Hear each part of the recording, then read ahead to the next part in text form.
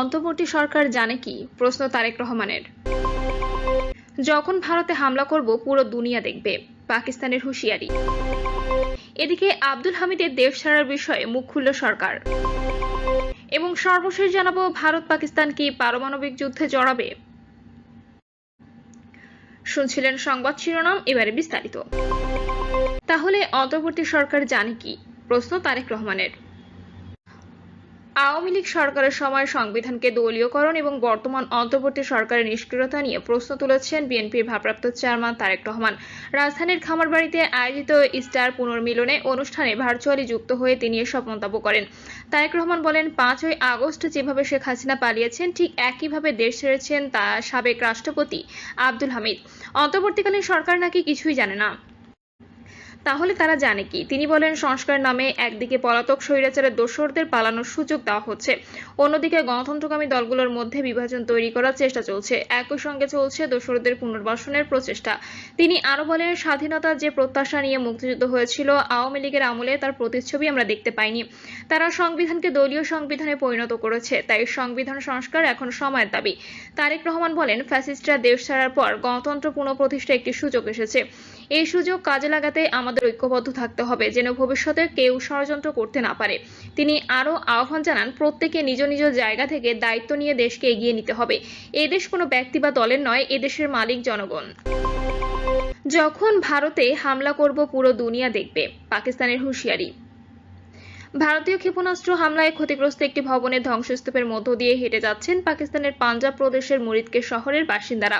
রাতে ভারতে মিসাইল হামলার পর নতুন করে আলোচনার কেন্দ্রবিন্দুতে ভারত পাকিস্তান উত্তেজনা।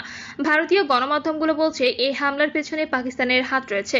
কিন্তু ইসলামাবাদ এমন অভিযোগ চাপ উড়িয়ে দিয়ে বলেছেন, আমরা যদি হামলা করি সেটা ঘোষণা দিয়েই করব। এখনো সময় আসেনি, যখন করব গোটা বিশ্ব দেখবে। এতদিন হামলার হুমকি দিয়ে গেলেও এখনো পর্যন্ত পাল্টা কোনো হামলা চালায়নি পাকিস্তান। গত 6 মে ভারত রাতভর পাকিস্তানের 9টি স্থাপনায় বিমান হামলা চালায় ভারত। এতে নারী ও শিশু সহ বেশ কয়েকজন বেসামরিক মানুষ নিহত হয় বলে দাবি পাকিস্তানের। ভারতের ব্যাখ্যা, তারা সন্ত্রাসী ঘাঁটি লক্ষ্য করে হামলা চালিয়েছে। ইসলামাবাদের পাল্টা দাবি করেছে, ভারত শুধু মসজিদ টার্গেট করে হামলা করেছেন। ভারতের হামলার পর পাকিস্তানের প্রধানমন্ত্রী জাতির উদ্দেশ্যে ভাষণে বলেছেন, প্রত্যেকটি রক্তবিন্দুর বদলা নেওয়া হবে। বিশ্লেষকদের মতে এবারকার হামলা 2019 সালের বালাকোট অভিযানের চেয়েও বড়। ওয়াশিংটন ভিত্তিক বিশ্লেষক মাইকেল কুগেলম্যানের আশঙ্কা, পাকিস্তান থেকে এবারও বড়সড় প্রতিক্রিয়া আসতে পারে। তবে পাকিস্তানের রাজনৈতিক বিশ্লেষক শাহিদ হোসাইনের মতে, পাকিস্তান সীমিত প্রতিক্রিয়ার পথে হাঁটবে। ভারত শাসিত কাশ্মীরের বাইরে তারা হামলা করবে না, কারণ সরাসরি যুদ্ধের পথে হাঁটতে চায় না ইসলামাবাদ। আব্দুল হামিদের দেশ ছাড়ার বিষয়ে মুখ খুলল সরকার। সাবেক রাষ্ট্রপতি আব্দুল হামিদের দেশ ত্যাগকে ঘিরে দেশজুড়ে প্রশ্ন ও সমালোচনার মুখে অবশেষে মুখ খুলেছেন অন্তর্বর্তীকালীন সরকার। গত বুধবার দিবাগত রাত 3টা 5 মিনিটে থাই এয়ারওয়েজের TG 340 নম্বর ফ্লাইটে ব্যাংককের উদ্দেশ্যে ঢাকা ত্যাগ করেন আব্দুল হামিদ। আব্দুল হামিদের দেশ ছাড়ার পর অন্তর্বর্তী সরকারের কয়েকজন উপদেষ্টাকে নিয়ে প্রশ্ন তোলেন ছাত্র জনতা। উপদেষ্টাদের পদত্যাগও দাবি করেছেন অনেকে। তবে বিষয়টি নিয়ে এবার মুখ খুলেছেন অন্তর্বর্তী সরকার। আজ দুপুরে এক বিবৃতিতে সরকার জানিয়েছে, ফ্যাসিবাদী সরকারের সাবেক রাষ্ট্রপতি ও হত্যা মামলা আসামি আব্দুল হামিদের বিদেশ গমন সম্পর্কে জনমনে ক্ষোভ বিষয়ে সরকার অবগত। এই ঘটনার সাথে জড়িত সকলের বিরুদ্ধে উপযুক্ত আইনগত ব্যবস্থা নিয়ে সরকার বদ্ধপরিকর রয়েছে। শাহজালাল আন্তর্জাতিক বিমানবন্দরের দায়িত্বশীল একটি সূত্র জানিয়েছে, রাত 11টার দিকে শাহজালাল আন্তর্জাতিক বিমানবন্দরে যান আব্দুল হামিদ। সেখানে যাওয়ার পর ইমিগ্রেশনের প্রয়োজনীয় যাচাই বাছাই শেষে দেশ ছাড়ার সবুজ সংকেত পান তিনি। পুলিশের বিশেষ শাখার কর্মকর্তারা বলছে, তার দেশ ত্যাগে আদালতের নিষেধাজ্ঞা কিংবা কোনো বাহিনীর আপত্তি ছিল না। ভারত পাকিস্তান কি পারমাণবিক যুদ্ধে জড়াবে? কাশ্মীরের পহেলগাঁওয়ে 26 পর্যটক ও পর্যটকবাহী টাট্টু ঘোড়ার একজন চালক হত্যাকাণ্ডের পর ফুঁসে উঠেছিল চিরপ্রতিদ্বন্দ্বী ভারত পাকিস্তান সীমান্তের মানুষ। দুই দেশের শাসক দলও চরম উত্তপ্ত বাক্য বিনিময়ের পাশাপাশি সীমান্তে গোলাগুলি ও ড্রোন টহল বাড়িয়েছিল। একে অপরকে দোষারোপ করে সংঘাতের দ্বারপ্রান্তে এসে ইতোমধ্যে যুদ্ধ শুরু করে দিয়েছে দুই প্রতিবেশী দেশ।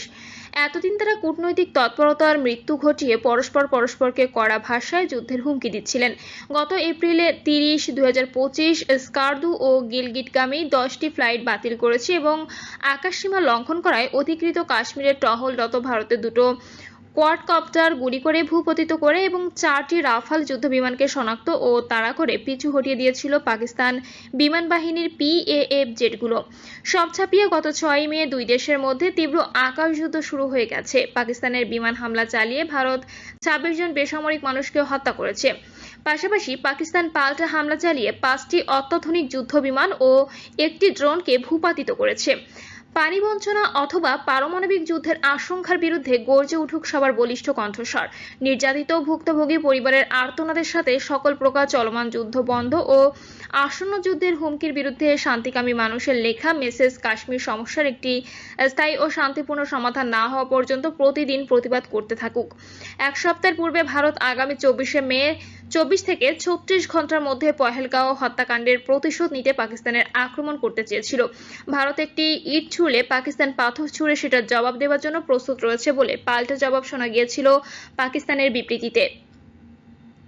পাকিস্তান বলেছিল তারা আগে হামলা করবে না, তবে হামলা হলে তার পাল্টা সমুচিত জবাব দিতে প্রস্তুত। পাকিস্তান আরও বলেছে তাদের কেউ পহেলগাঁও হত্যাকাণ্ডে জড়িত নন।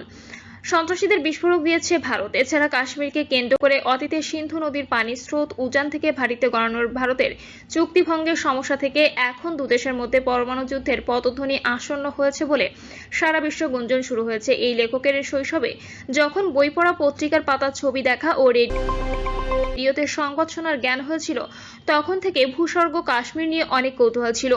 এরপর সমস্যাবহুল করদ রাজ্য কাশ্মীরে ভয়ঙ্কর যুদ্ধ চলাকালেও কেন গোটা পৃথিবীর পর্যটককে আকর্ষণ করে তা নিয়ে অনেক জিজ্ঞাসা ছিল।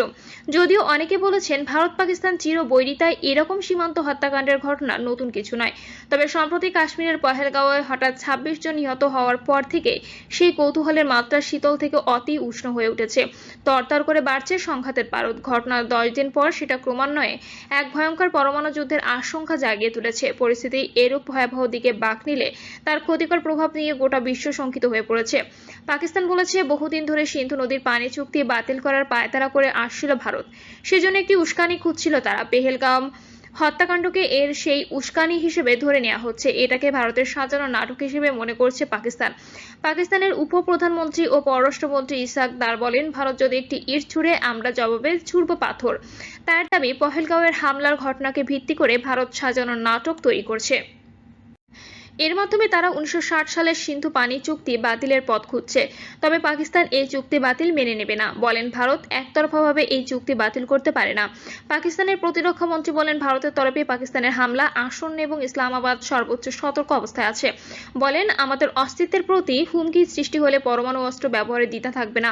ভারতের পক্ষে এসেছে কড়া বার্তা। প্রধানমন্ত্রী নরেন্দ্র মোদী, ভারতের 3 বাহিনীর প্রধান, প্রতিরক্ষা মন্ত্রী রাজনাথ সিং, জাতীয় নিরাপত্তা উপদেষ্টা অজিত দোভাল সহ শীর্ষ কর্মকর্তারা মোদী বৈঠকে সশস্ত্র বাহিনীকে পূর্ণ স্বাধীনতা দেন। কবে, কোথায়, কিভাবে জবাব দিতে হবে সে সিদ্ধান্ত তারাই নেবে বলে জানান। বলা হচ্ছে সন্ত্রাসবাদের মূলোৎপাটনই ভারতের জাতীয় সংকল্প।